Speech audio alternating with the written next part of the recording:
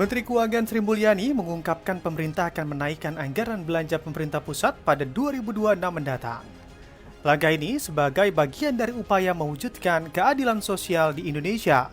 Sepanjang 2025, anggaran belanja pemerintah pusat yang langsung dirasakan manfaatnya oleh masyarakat, terutama kelompok berdaya beli rendah, mencapai Rp1.333 triliun. Sri Mulyani menjelaskan capaian tersebut selaras dengan visi Astacita Presiden Prabowo Subianto yang menjadikan prinsip keadilan sebagai fondasi Indonesia Emas 2045. Ia menegaskan APBN adalah instrumen penting untuk mewujudkan Astacita. Dalam ekonomi syariah, prinsip keadilan diwujudkan dengan membantu masyarakat yang lemah melalui perlindungan sosial. Anggaran Perlinsos terus meningkat dari tahun ke tahun. Pada tahun 2025, nilainya mencapai Rp503,2 triliun, lebih tinggi dari anggaran di 2024 yang sebesar Rp496,8 triliun.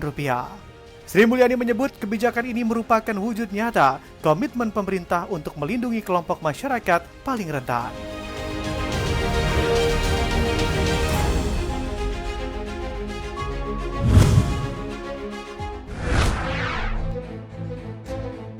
Menko Pangan Zulkifli Hasan meminta Perum Bulog untuk segera mempercepat penyaluran beras stabilisasi pasokan dan harga pangan atau SPHP. Zulhas menilai pendistribusian beras SPHP masih sedikit, padahal pemerintah telah menyediakan 1,3 juta ton. Pemerintah telah menugaskan Perum Bulog untuk dapat melaksanakan penyaluran SPHP dalam 6 bulan ke depan, yakni dari Juli hingga Desember 2025. Zulhas juga menjamin bahwa stok beras saat ini tergolong aman di tengah isu kelangkaan beras di retail modern dan pasar tradisional. Tercatat, dalam rapat koordinasi inflasi Kementerian Dalam Negeri, stok cadangan beras pemerintah mencapai 3,93 juta ton dan stok komersial 12.545 ton.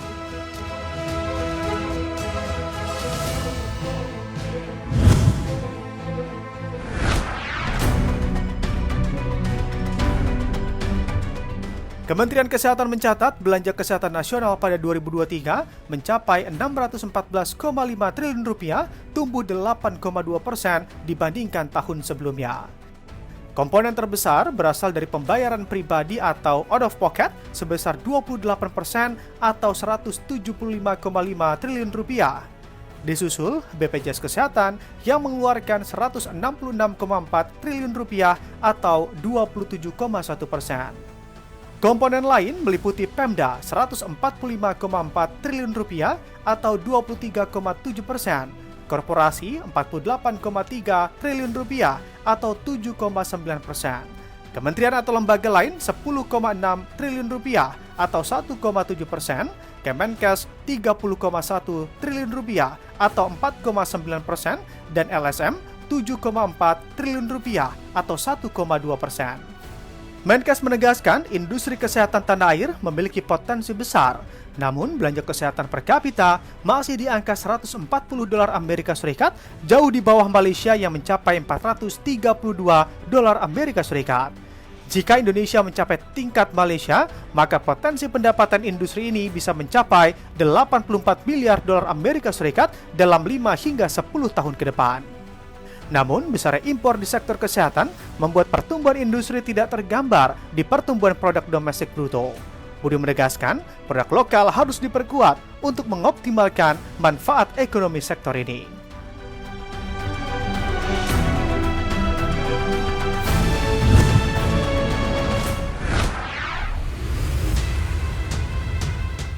Startup yang cenderung belum terkenal, Perplexity AI tiba-tiba mau membeli browser Google Chrome senilai $34,5 miliar Amerika Serikat.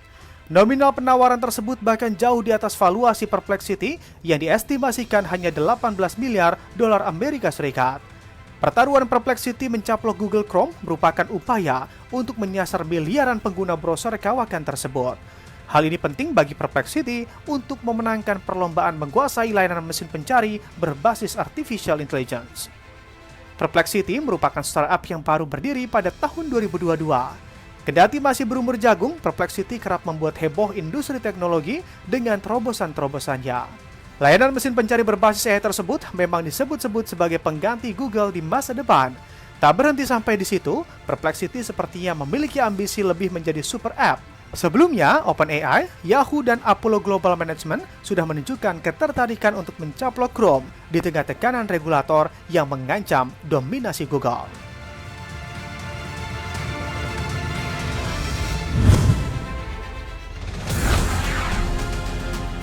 Ketegangan antara Presiden Amerika Serikat Donald Trump dan Gubernur The Fed Jerome Powell kembali membadas. Kali ini, Trump secara terbuka menyatakan tengah mempertimbangkan untuk mengizinkan gugatan besar terhadap Powell terkait pengelolaan renovasi markas besar Bank Sentral di Washington DC yang disebutnya jauh melebihi anggaran wajar. Dalam unggahan di platform media sosial miliknya, Truth Social, Trump menuduh Powell melakukan pekerjaan yang mengerikan dan sangat tidak kompeten dalam proyek renovasi 2 gedung bersejarah The Fed. Trump mengklaim biaya renovasi itu telah membengkak hingga mencapai 3 miliar dolar Amerika Serikat, padahal menurutnya seharusnya hanya sekitar 50 juta dolar Amerika Serikat.